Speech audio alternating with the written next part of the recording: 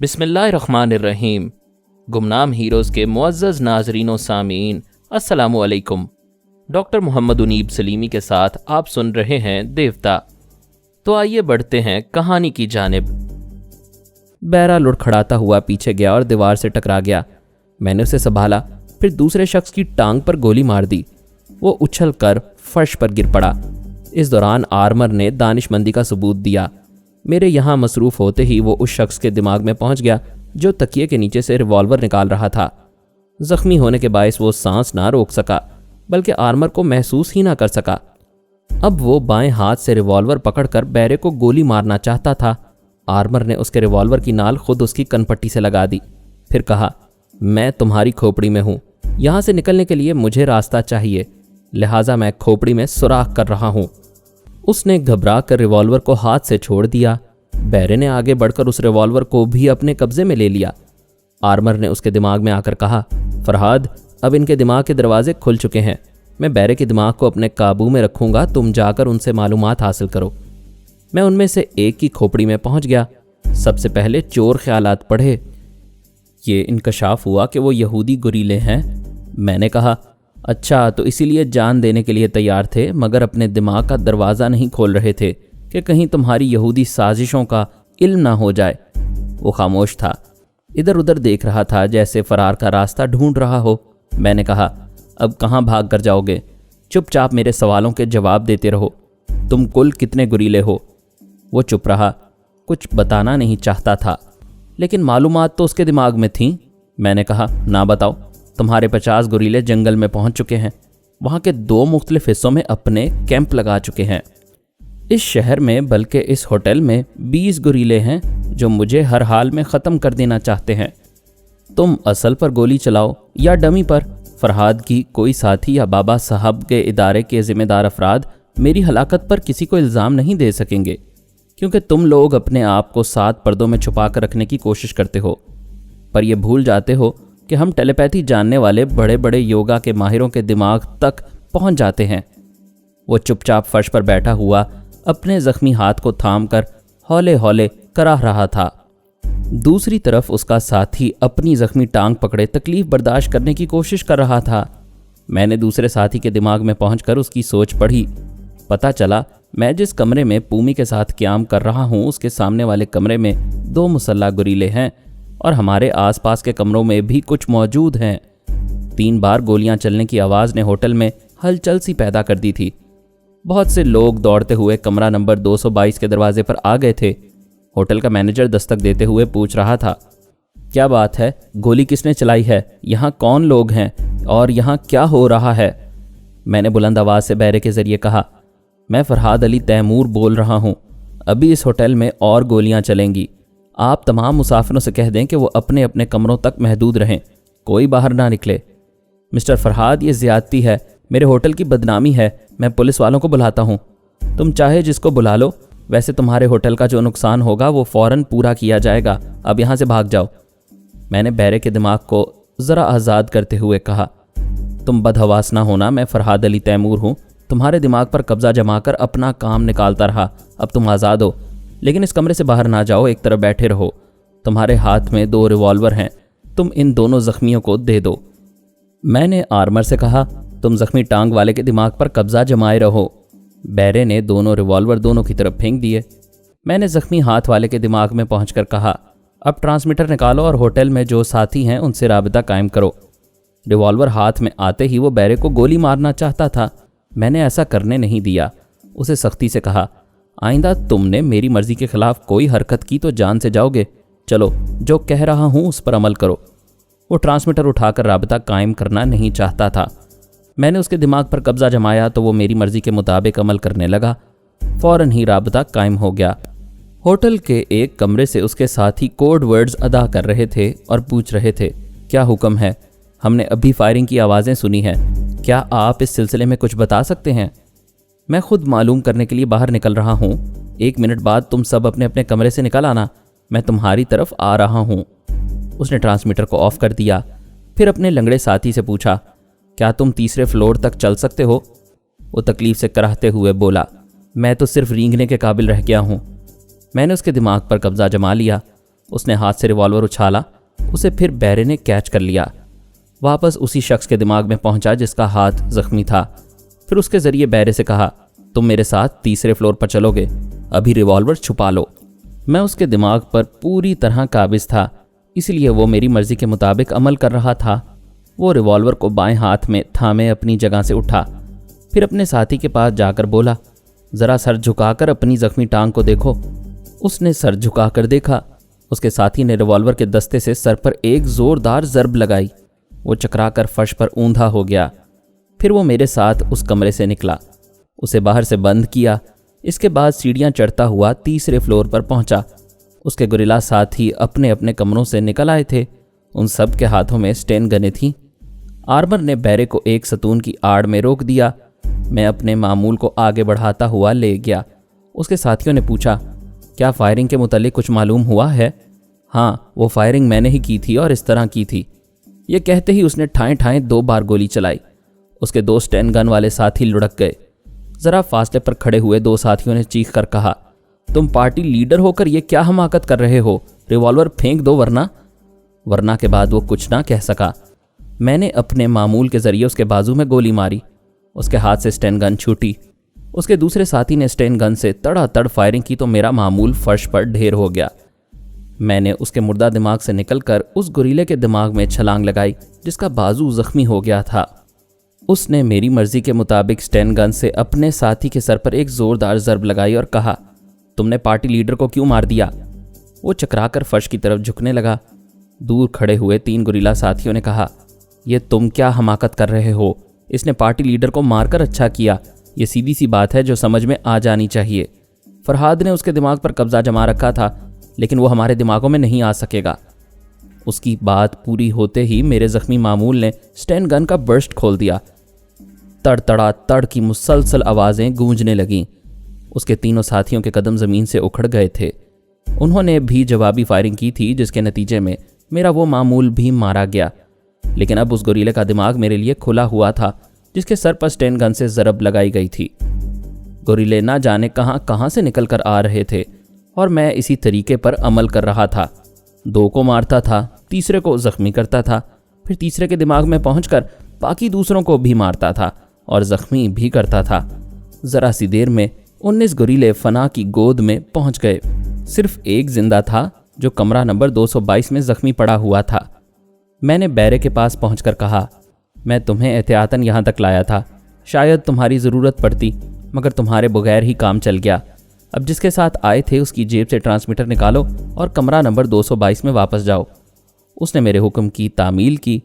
کمرہ نمبر 222 میں پہنچ کر اس نے اس زخمی کو جھنجھوڑ کر اٹھایا، جگ میں رکھا ہوا پانی اس پر انڈیل دیا۔ وہ ہڑبڑا کر آنکھیں کھولنے کے بعد ادھر ادھر وحشت زدہ نظروں سے دیکھنے لگا۔ بیرے نے اس کی طرف ٹرانسمیٹر بڑھاتے ہوئے کہا، اسے لو اور اپنے یہاں کے ایجنٹ سے گفتگو کرو۔ اس نے ریوالور کی طرف دیکھا، پھر ٹرانسمیٹر لے کر اسے آپریٹ کیا۔ تھوڑی دیر بعد ہی رابطہ قائم ہو گیا۔ اس نے کوڈ ورڈز دہرانے کے بعد کہا، میں بہت بری خبر دے رہا ہوں۔ دوسری طرف سے کہا گیا، میں بہت مصروف ہوں، تمہید نہ باندھا کرو، فوراً کام کی بات کرو۔ میں نے سفیر کے دماغ میں پہنچ کر کہا، میں فرحاد علی تیمور کام کی بات کرنے پہنچ گیا ہوں۔ وہ دہشت سے چیخ مار کر کھڑا ہو گیا۔ فرحاد صاحب آپ ہیں؟ ہاں، میں تمہیں خوشخبری سنانے آیا ہوں۔ تمہارے 20 میں سے 19 گوریلے ہوٹل میں مردہ پڑے ہیں۔ ایک کو میں نے صرف زخمی کیا ہے تاکہ وہ تمہیں تفصیل بتا سکے۔ تم ہوٹل پہنچو اور اپنے لوگوں کی لاشیں سمیٹ کر لے جاؤ۔ میں ہوٹل کے مالک سے پوچھتا ہوں کہ اس کا کتنا نقصان ہوا ہے۔ وہ نقصان تمہیں ابھی بھرنا ہے۔ چلو فوراً اٹھو۔ اس نے کہا، جی میں ابھی آ رہا ہوں۔ میں ہوٹل کے مینیجر کے پاس پہنچا۔ اس نے پولیس والوں کو طلب کیا تھا۔ پولیس والے حیران اور پریشان ہو کر اتنی لاشوں کو دیکھ رہے تھے۔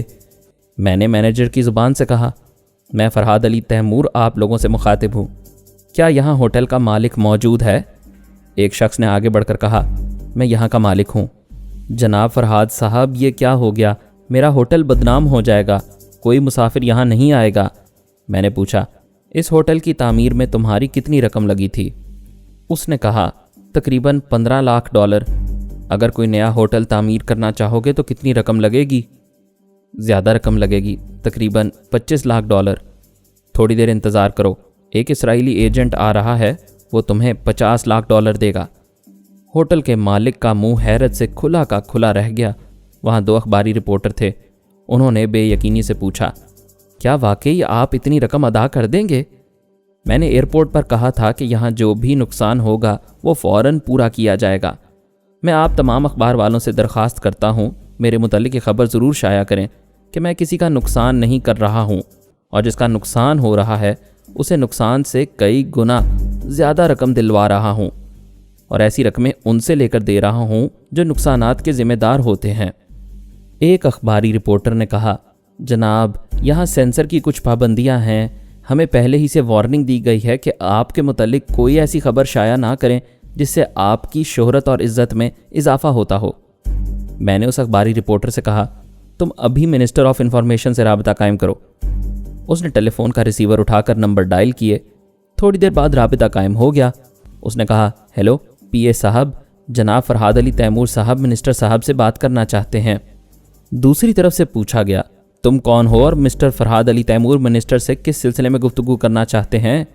मैंने अखबारी रिपोर्टर से कहा, रिसीवर रख दो। फिर मैं उसके पीए के दिमाग में पहुंच गया। वो सीधा चलता हुआ मिनिस्टर के कमरे के सामने आया, फिर दरवाजे पर दस्तक दी। अंदर से आवाज़ आई, कौन है? मैं फरहाद अली तैमूर हूँ, तुमसे मिलना चाहता हूँ। गुस्से से पूछा गया, ये क्या बकवास कर रहे हो? मैं मिनिस्टर के दिमाग में पहुंच गया। उसने आगे बढ़कर दरवाज़ा खोला तो पीए ने अंदर आकर कहा, मैं बकवास नहीं कर रहा हूँ, इस वक्त मेरे दिमाग में फरहाद अली तैमूर समाया हुआ है। उसका हुक्म है जब तक वो इस मुल्क में रहेगा उसके मुतालिक तफसीली खबरें शाया की जाएंगी और किसी खबर को भी सेंसर नहीं किया जाएगा, वरना मैं इस मिनिस्ट्री ऑफ इंफॉर्मेशन में ज़लज़ला पैदा कर दूंगा। वो मिनिस्टर सुपर मास्टर का चमचा था। उसने गुस्से से कहा, क्या तुम मुझे धमकी दे रहे हो? मैं धमकी नहीं देता, नमूना पेश करता हूँ कि ज़लज़ला कैसे पैदा होता है। ये कहते ही उसके दिमाग को मैंने हल्का सा झटका पहुँचाया। वो तड़प कर चीखता हुआ एक अलमारी से जाकर टकराया, फिर फर्श पर गिर पड़ा। दोनों हाथों से सर को थाम कर कहने लगा, नहीं नहीं, मेरे दिमाग से चले जाओ, मेरे दिमाग से चले जाओ। मैंने पीए की ज़ुबान से कहा, मैं तुम्हारे दिमाग से चला जाता हूँ, फ़ौरन टेलीफोन उठाओ और जो अहकामात मैंने दिए हैं उन्हें प्रेस के तमाम ज़िम्मेदार अफसरान तक पहुँचा दो। मैं आज शाम और कल का अखबार देखूँगा। अगर मेरे सिलसिले में एक भी खबर सेंसर की गई तो मैं तुम्हारे पूरे ख़ानदान को तबाह बर्बाद कर दूँगा। फिर यहाँ वही शख्स आएगा जो मेरी मर्ज़ी के मुताबिक खबरें शाया करने पर राज़ी रहेगा। That's all. मैं फिर होटल के मैनेजर के पास पहुँचा। इतनी देर में यहूदी सफ़ीर होटल में पहुँच गया था। मैंने उसे मुखातिब करते हुए कहा, मैं फरहाद तुमसे मुखातिब हूँ।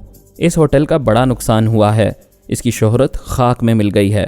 होटल के मालिक को एक दूसरा होटल तामीर करवाने के लिए $50 लाख की ज़रूरत है। ये रकम आज शाम तक अदा हो जाना चाहिए। मेरे पास इतना वक्त नहीं है कि मैं तुम्हारे हुक्काम से राबता कायम करूं। अगर ये रकम अदा ना हुई तो मैं कोई राबता कायम किए बगैर तुम्हारे मुल्क में धमाके शुरू कर दूंगा। आप जो फरमा रहे हैं वही होगा। मैं अपने मुल्क के ज़िम्मेदार अफसरान से राबता कायम करता हूँ और शाम तक। मैंने उसकी बात काट कर कहा, तुम क्या करोगे ये मैं नहीं जानता। मैं सिर्फ ये देखना चाहता हूँ कि आज शाम तक होटल के मालिक को $50 लाख अदा होते हैं या नहीं। That's all. ये कहकर मैंने मैनेजर के दिमाग को आज़ाद छोड़ दिया। होटल का मालिक हैरानी से ये बातें सुन रहा था। फिर एकदम से आगे बढ़कर मैनेजर के कदमों पर पहुंचकर कहने लगा, फरहाद साहब, आप ग्रेट हैं, बहुत ग्रेट हैं। मैं कभी अपनी ज़िंदगी में $50 लाख के मुतालिक सोच भी नहीं सकता था। मुझे मौका दीजिए, मैं आपके कदमों में ज़िंदगी गुजार दूं। मैनेजर ने पीछे हटकर कहा, सर ये आप क्या कर रहे हैं? मैं आपका मुलाजिम हूँ, मैनेजर हूँ, मेरे पाँव क्यों छू रहे हैं? मालिक ने बौखलाकर उसे देखा, फिर पूछा, क्या तुम फरहाद नहीं हो? जनाब, मैं पिछले 5 बरस से आपका मैनेजर हूँ। फरहाद साहब जा चुके हैं। मैं दिमागी तौर पर अपने बेडरूम में पहुँच गया। आंखें खोल कर देखा तो पूमी ने मुस्कुराकर कहा, यहाँ इतनी देर तक गोलियाँ चलती रहीं जैसे जंग अजीम छिड़ गई हो, और तुम नहायत इत्मीनान से आंखें बंद किए मेरे सामने पड़े रहे। आखिर कहाँ कहाँ घूम रहे हो? मैंने हंसते हुए कहा, यहाँ 20 यहूदी गुरीले थे जो ख़त्म हो चुके हैं। वो मुंह बनाकर बोली, मुझे खुशी नहीं हुई। ये कोई बात है कि तुम लेटे ही लेटे दुश्मनों को ख़त्म कर देते हो और मुझे अपने जौहर दिखाने का मौका ही नहीं मिलता। मैंने मुस्कुराकर कहा, तुम्हें एक छोटा सा मौका भी मिलता है तो तुम देखने वालों को हैरान कर देती हो। भाई फिक्र ना करो, अभी बहुत से मौके आएंगे। अच्छी बात है, अब आंखें बंद करो और सो जाओ। मैंने 1 घंटे की नींद पूरी कर ली है। इस तरह तुम बीमार पड़ जाओगे। कम से कम 4-5 घंटे सोना चाहिए। क्या पारस के पास जाने नहीं दोगी? मैं जाने दूंगी, लेकिन पारस उसे पसंद नहीं करेगा। उसे तन्हा रहने दो। हम दूर ही दूर से उसकी खैरियत मालूम करते रहेंगे। अच्छा, ज़रा चंद मिनट के लिए खामोश रहो, मैं सोनिया की खैरियत मालूम करना चाहता हूँ। मैं उसके पास पहुँच गया। वो यहाँ पहुँच गई थी। एयरपोर्ट के VIP रूम में बैठी हुई एक बड़े से नक्शे को देख रही थी। वो जंगल का नक्शा था। उसने मुझे महसूस करते ही पूछा, कौन, फरहाद? हाँ, फरहाद ऑन 0 चैनल। क्या तमाम आदमियों के साथ आई हो? हाँ, आदमी ज़्यादा हैं और हेलीकॉप्टर एक ही है। दूसरा तुमने अपने लिए रखा है। एक हेलीकॉप्टर में कितने अफराद सफ़र कर सकते हैं? तकरीबन 40 अफराद। तो मेरा हेलीकॉप्टर भी ले जाओ। इस तरह बैक वक्त 80 अफराद को अपने साथ ले जा सकोगी। मैं शाम तक यहाँ से निकलूँगा। वो नक्शा देखते हुए बोली, इस वक्त मेरी पेंसिल उस जगह है जहाँ वो किला बनाया हुआ है। किले के पिछले हिस्से में ख़तरनाक दलदल है। मेरा गाइड बता रहा है ये दलदल 300 गज़ के रकबे तक फैली हुई है, यानी पिछले हिस्से से कोई किले तक नहीं पहुँच सकता। लिहाजा मैं दलदल की तरफ जाकर कैंप लगाऊंगी। हमारी मुखालिफ पार्टियां उधर जाने के मुतालिक सोचना भी पसंद नहीं करेंगी। तुम किले के सामने चंद मील के फासले पर कैंप लगाओगे और जॉर्ज फ्रीमैन के लिए एक खुला चैलेंज बनकर रहोगे। मेरे साथ ये 80 आदमी रहेंगे। बाकी 50 अफराद किले के शुमाल में कैंप लगाएंगे और बाकी 50 उसके जुनूब में हमारे हुक्म के मुंतज़िर रहेंगे। मैंने पूछा, किले के शुमाल और जुनूब में हमारे जो कैंप होंगे उनका लीडर कौन होगा? शुमाली कैंप का लीडर गुलाम बाकी और जनूबी कैंप की लीडर आमना होगी। मैं दोनों हेलीकॉप्टर ले जा रही हूँ। बाद में गुलाम बाकी और आमना अपने लोगों के साथ पहुँचेंगे। उनके जाने के बाद भी इस शहर में हमारे 20 अफराद रह जाएंगे जो तुम्हारे साथ आएंगे। तमाम मामलात तय होने के बाद मैंने ख्याल ख्वानी ख़त्म कर दी। अपने कमरे में हाजिर हो गया। फिर पूमी की तरफ हाथ बढ़ा कर कहा, आओ और मुझे सुला दो। वो मुस्कुराते हुए मेरे पास आई, फिर मुझे बड़े प्यार से सुलाने लगी। वो हेलीकॉप्टर जिसका ईंधन ख़त्म हो चुका था बहुत पीछे रह गया था। स्लारा और पारस दूर निकल आए थे। वो बहुत खुश थी। हालांकि उसकी पुश्त पर खाने का एक भारी बैग बंधा हुआ था। एक शाने से स्टेन गन और दूसरे शाने से कारतूस की पेटी लटक रही थी। कारतूस की दूसरी पेटी कमर से बंधी हुई थी और होल्स्टर में रिवॉल्वर था। वो इधर उधर देखती जा रही थी। कभी कभी पारस के बाजू को थाम लेती थी। जंगल हरा भरा था। खूबसूरत परिंदे एक दरख्त से दूसरे दरख्त की तरफ उड़ते जाते थे। कहीं कहीं बंदर भी दिखाई देते थे। खतरनाक जानवरों से भी मुलाकात हो सकती थी, लेकिन वो खौफज़दा नहीं थी। वो चलते चलते कहने लगी, आज मैं बहुत खुश हूँ। पारस ने पूछा, क्या आज तुम्हारा जन्मदिन है? ऐसा ही समझो। यूँ लगता है जैसे मैं नया जन्म ले रही हूँ। पिछले 1 दिन और 2 रातों से तुम्हारे साथ हूँ। महसूस होता है जैसे सदियों से हमारा साथ रहा है। तुम मेरे रुएं रुएं में बस गए हो। जी चाहता है खूब गुनगुनाऊं, फिर खामोश क्यों हो? क्या खाक गुनगुना सकती हूँ? तुमने इतना बोझ मुझ पर लाद रखा है। खुद तो एक राइफल, एक रिवॉल्वर और एक कारतूस की पेटी उठाकर चल रहे हो। तुमसे कई गुना बोझ मुझ पर है। मजबूरी है। अगर मैं बोझ उठाकर चलूँगा, अगर वो खाने का थैला मेरी पुश्त से बंधा होगा और ऐसे में किसी दुश्मन ने अचानक हमला कर दिया या कोई दरिंदा आ गया, तो मुझे बोझ से फ्री होकर मुकाबला करने में वक्त लगेगा। मैं मानती हूँ तुम्हें ईजी होकर चलना चाहिए, लेकिन मैं कब तक बोझ उठाकर चलती रहूँगी? तुम ये सोचो कि अगर तुम्हारी गोद में तुम्हारा बच्चा होता तो उसे किस तरह uठाकर मीलों दूर तक चलती रहती। हाय, मैंने कभी सोचा भी नहीं था कि मैं माँ बन सकती हूँ। मैंने तो शादी के मुतालिक भी नहीं सोचा था। किसी मर्द का तसव्वुर नहीं करती थी। तुमने अचानक ही मेरे अंदर एक बच्चे की ख्वाहिश भड़का दी है। काश वो बच्चा तुम्हारा ही हो और मैं उसे उठाए ज़िंदगी भर चलती रहूं। क्या अहमकाना जज्बा है। ज़िंदगी भर उठाए कैसे चलोगी? वो जवान होकर तुम्हारी गोद में रहेगा या अपनी बीवी के पास जाएगा? वो खिलखिलाकर हंसने लगी। फिर बोली, हाय पारस, ज़रा तसव्वुर करो हमारा बच्चा किस कदर खूबसूरत होगा। हम अफ्रीका में रह गए तो स्याह फाम शाहकार होगा। क्यों मजाक करते हो? या अल्लाह रहम कर। अभी तुमने 1 दिन और 2 रातें मेरे साथ गुजारी हैं और मेरे दामन पर कोई धब्बा नहीं है, और तुम हो कि मेरे बच्चे पैदा कर रही हो। इंसान पहले ख्वाब देखता है, फिर उसकी ताबीर तक पहुंचने की कोशिश करता है। मैं भी कोशिश करती रहूँगी। आने वाला कोई कल मेरे इस ख्वाब की ताबीर पेश करेगा पारस ने उसकी पुश्त से बैग खोलकर अपने कंधे पर रख लिया। फिर कहा, धूप तेज होती जा रही है, तुम पसीना पसीना हो रही हो। वो मुस्कुराकर बोली, बोझ हल्का किया है तो पसीना भी पोंछ दो, फिर तो मुझे पसीना आ जाएगा। उसने स्लारा का हाथ पकड़ लिया, फिर खींचकर आगे बढ़ते हुए कहा, जंगल के इस हिस्से में बहुत सुकून है, अब तक कोई जंगली जानवर नजर नहीं आया है। मैं समझता हूँ आगे कहीं इंसानी आबादी होगी। वो थोड़ी दूर चलते रहने के बाद बोली, मैं थक गई हूँ, हमने सुबह से कुछ खाया भी नहीं है। वो उसके बाजू से सर लगाकर चलने लगी। वो एक साएदार दरख्त के नीचे आए, फिर वहाँ सामान उतार कर रख दिया। उसने कहा, ज़रा आराम से बैठो, मैं अभी चारों तरफ का जायज़ा लेता हूँ। वो दरख्त पर चढ़ने लगा, उसकी बुलंदी पर पहुंचकर चारों तरफ देखने लगा। स्लारा ने पूछा, कुछ नज़र आ रहा है?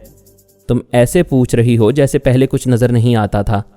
वो हंसते हुए बोली, मेरा ये मतलब नहीं है, कोई इंसान, जानवर या कोई काम की चीज़ दिखाई दे रही है? वो अंगड़ाई लेते हुए घास पर लेट गई। पारस ने कहा, हाँ, एक बहुत ही हसीन औरत दिखाई दे रही है। वो चौंक कर बोली, क्या वाकई? हाँ, वो हरी हरी घास पर काफिराना अंदाज में लेटी हुई है। उसके हाथ अंगड़ाई के लिए उठे हैं और क़यामत उठा रहे हैं। वो खिलखिलाकर हंसते हुए बोली, मैं समझ गई, मुझे कह रहे हो तुम बहुत अच्छे हो, और कुछ बोलो, मुझे अच्छा लग रहा है। मेरे सामने घास का हरा समंदर है और वो समंदर की सब्ज लहरों में जलपरी की तरह दिखाई दे रही है, और वो जलपरी खुशी के मारे हंसने ही वाली है। वो फिर खिलखिलाकर हंसने लगी, घास पर लोट पोट होने लगी, कभी करवट बदल रही थी, कभी चारों शाने चित हो रही थी, फिर करवट बदलते हुए इधर से उधर घास पर लुढ़कती जा रही थी, जैसे जलपरी सब समंदर की लहरों में तैर रही हो। वो मुस्कुराकर बड़ी दिलचस्पी से देख रहा था। वो सचमुच हसीन लग रही थी, उसकी तमाम तवज्जो को अपनी ज़ात तक महदूद कर रही थी। वो जागती हुई आंखों का जिंदा सपना थी। अचानक ही सपना टूट गया। वो चौंक गया। ठाएं से गोली चलने की आवाज़ आई थी। वो एकदम से उछलकर खड़ी हो गई। पारस जल्दी से उतरता हुआ दरख्त के निचले हिस्से में आया, फिर हाथ बढ़ाकर बोला, लाओ सामान इधर दो। उसने बैग, स्टेन गन और राइफल उसके हवाले की, फिर खुद चढ़ने लगी। थोड़े वक्फे से फिर गोलियां चलने की आवाज़ सुनाई दी। ठाएं ठाएं ठाएं 3 बार आवाज़ आई थी, और ये आवाज़ें बहुत दूर थीं। वो दोनों अपने सामान के साथ ऊपर चढ़ते हुए दरख्त के घने हिस्से में आ गए। उन्हें चारों तरफ से दरख्त के पत्ते छुपा रहे थे। पारस ने कहा, अगर तुम चाहती हो कि एक नामालूम मुद्दत तक भूखी ना रहो तो फ़ौरन खाने का डब्बा निकालो और खाना शुरू कर दो। हो सकता है इसके बाद हमें पेट भरने का मौका ही ना मिले। वो एक शाख से उठकर दूसरी शाख पर गया, फिर उससे ऊपर वाली शाख पर पहुंचा। अब वो दूर दूर तक चारों तरफ देख सकता था। हद नज़र तक कोई दिखाई नहीं दे रहा था। स्लारा ने पूछा, क्या फायरिंग करने वाले नज़र आ रहे हैं? कोई नहीं है, जंगल में फायरिंग की आवाज़ गूंजती है, इसके बावजूद मैं फायरिंग की समत का अंदाज़ा कर सकता हूँ। उसी तरफ देख रहा हूँ। स्लारा ने कहा, नीचे आ जाओ, कुछ तुम भी खा लो वरना भूखे रह जाओगे। वो नीचे जाना चाहता था, जहाँ देख रहा था वहीं देखता हुआ ठिठक गया। फिर बोला, दूर, बहुत दूर हल्का हल्का सा धुआं उठता दिखाई दे रहा है। क्या मैं आकर देखूं? पहले खा लो। वो धुआं कितनी दूर होगा? पारस ने अंदाज़ा करते हुए कहा, यहाँ से 7-8 मील का फासला तो हो सकता है। फिर तो परेशानी की बात नहीं है, जल्दी अगर कुछ खा लो तो हम यहाँ से दूसरी समत चले जाएंगे। वो ऊपरी शाखों से उतरकर उसके पास आ गया। दोनों घने पत्तों के दरमियान छुपकर इत्मीनान से खाने लगे। वो बोली, अब मुख्तलिफ पार्टियों से टकराव होता रहेगा। पापा ने यही बताया है। पिछली रात हमें घेरने वाले मास्क मैन के आदमी थे। जंगल में सुपर मास्टर के आदमी भी पहुंच चुके होंगे और यहूदी गोरीले भी हैं। हम खाने के बाद किस समत में जाएंगे? कहीं भी जाएंगे, किसी ना किसी से सामना होगा। लिहाजा उसी तरफ जाना चाहिए जहां से धुआं उठता हुआ दिखाई दे रहा हो। ये तो वही बात हुई, आ बैल मुझे मार। तुम जानबूझकर खतरात को दावत देना चाहते हो। जब हम अच्छी तरह जानते हैं कि किसी भी समत जाने से किसी ना किसी का सामना होगा तो फिर क्यों घबराएं? हो सकता है वहाँ के लोगों को हम अपना दोस्त बना सकें, और अगर दुश्मन हैं तो मुकाबला करके कुछ काम की चीज़ें हासिल कर सकें जो आइंदा इसी जंगल में हमारे काम आ सकेंगी। हम यूं इत्मीनान से खा रहे हैं जैसे अपने घर के डाइनिंग रूम में मौजूद हों। ये इत्मीनान बहुत ज़रूरी है। इन हालात में सरासीमा होने से नुकसान ही पहुंचता है। अक्ल काम नहीं करती। पुरसकून और मुतमईन रहने से दिमाग सोचने समझने के काबिल रहता है। मैं कोई नादान बच्ची हूँ जो इस तरह समझा रहे हो? तुम बड़ी समझदार बच्ची हो। कोई काम की बात सोचो, कोई मुफीद मशवरा दो। उसने खाने के बाद पानी पिया, फिर ऊपरी शाखों की तरफ जाने लगा। स्लारा भी उसके पीछे पीछे आई। दोनों एक शाख पर खड़े हो गए। दूसरी शाख को मजबूती से थाम लिया। वो धुआं कुछ गहरा हो गया था, सीधा आसमान की तरफ उठ रहा था। स्लारा ने कहा, उधर हबशियों का एक कबीला है।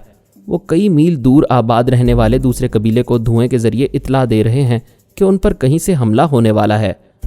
लिहाजा वो दूसरे कबीले को मदद के लिए बुला रहे हैं। क्या तुम्हें याद है कि तुम पहले भी इस तरफ आ चुकी हो और इस कबीले के लोगों से मिल चुकी हो? मेरे बाप दादा यहाँ रहते थे, फिर हम बहन भाई ट्रांसफार्मर मशीन के सिलसिले में बरसों से यहाँ छुपे हुए हैं। हम यहाँ के रस्म व रिवाज को जानते हैं, उनकी ज़ुबान भी बोलते हैं, तो फिर हमें वहाँ चलना चाहिए। उन्हें दुश्मनों से हमले का ख़तरा था, कहीं वो हमें दुश्मन ना समझ लें। तुम उनकी ज़ुबान में उन्हें समझा सकती हो। वो दरख्त से उतर गए, फिर सामान उठाकर उसी तरफ जाने लगे। तकरीबन 6 मील तक चलते रहने के बाद वो एक छोटी सी पहाड़ी पर चढ़ने लगे। उसी पहाड़ी के पीछे से धुआं दिखाई दिया था। वो चट्टानों और पत्थरों के करीब से गुजरते हुए ऊपर आए, फिर एक बड़े से पत्थर की आड़ में होकर देखा। दूसरी तरफ नशेब में पानी का एक साफ व शफाफ चश्मा बह रहा था। उसके किनारे घास फूस की छोटी छोटी झोंपड़ियां बनी हुई थीं। वो बस्ती बज़ाहिर वीरान दिखाई दे रही थी, लेकिन औरतें और बच्चे झोंपड़ियों के अंदर छुपे हुए थे। उन्हें अनजाने दुश्मनों का खौफ था। उनके मर्द तीर कमान और नेज़े लेकर कुछ उसी पहाड़ी की तरफ आए थे जहां स्लारा और पारस खड़े हुए थे, लेकिन उनसे काफ़ी फासले पर थे। वो सब पत्थरों की आड़ में छुपे हुए थे। उनकी पुश्त उन दोनों की तरफ थी। बाकी मर्द बस्ती के दूसरी तरफ दरख्तों पर चढ़ गए थे। वो छुपे हुए लोग चारों तरफ नज़रें दौड़ा रहे थे। जब उन्होंने घूम कर देखा तो स्लारा और पारस को देखकर चौंक गए। उनके हाथों में रिवॉल्वर और स्टेन गन थी। स्लारा ने उनकी ज़ुबान में कहा, डरने की ज़रूरत नहीं है, हम दोस्त हैं। हमें बताओ, तुम्हें किससे खौफ है? एक बूढ़े स्याह फाम ने हैरानी से पूछा, तुम हमारी ज़ुबान बोल लेती हो? मैं बोल रही हूँ, मैं यहाँ बरसों से रहती आई हूँ। तुम हमें अपना ही समझो, हम पर एतमाद करो। बूढ़े ने कहा, हमने 1 घंटा पहले फायरिंग की आवाज़ सुनी है।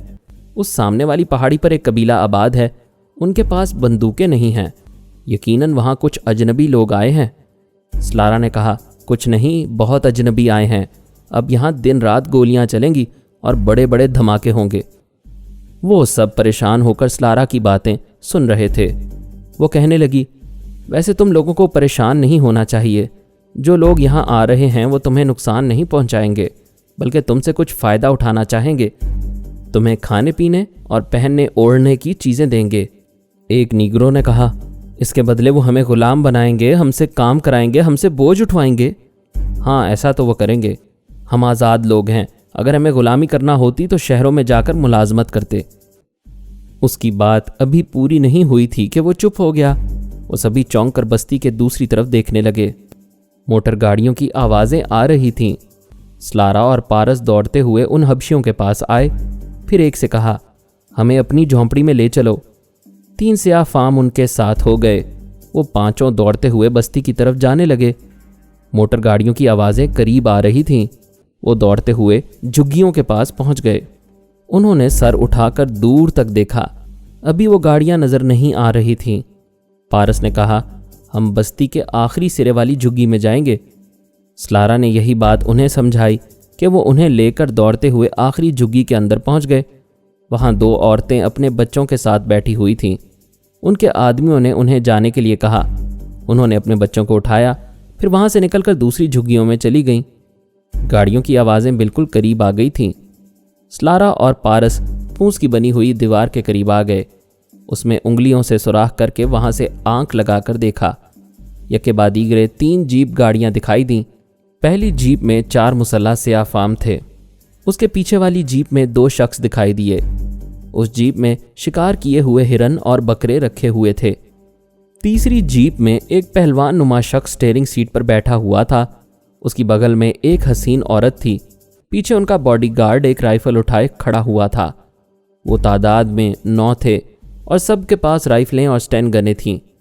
वो गाड़ियां बस्ती के करीब आकर रुक गईं। उनमें से एक स्याफाम अपनी सीट पर से उठकर जीप के बोनट के ऊपर आकर खड़ा हो गया। फिर हाथ उठाकर अपनी जुबान में कहने लगा, बस्ती वालों सुनो, दूसरे मुल्क के बड़े बड़े साहब लोग आए हैं। उन्होंने तुम्हारे लिए 4 जानवर शिकार किए हैं। दोस्ती के तौर पर यह तुम्हारे लिए तोहफा है। ये तुम्हारे साथ बैठकर यहाँ खाएंगे और भी खाने की चीज़ें तुम्हें देंगे। पहनने के लिए कपड़े भी मिलेंगे। तुम में से कोई बीमार है तो उसे दवाएं भी दी जाएंगी। वो इतना कहकर चुप हुआ। मज़ीद अक़सात सुनने के लिए हमारे चैनल का सब्सक्राइबर बने और साथ ही बेल आइकन को क्लिक करें ताकि आपको हर आने वाली नई वीडियो की नोटिफिकेशन मिलती रहे।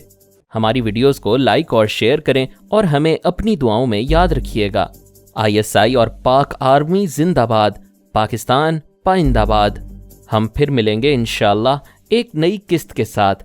तब तक के लिए अल्लाह हाफिज।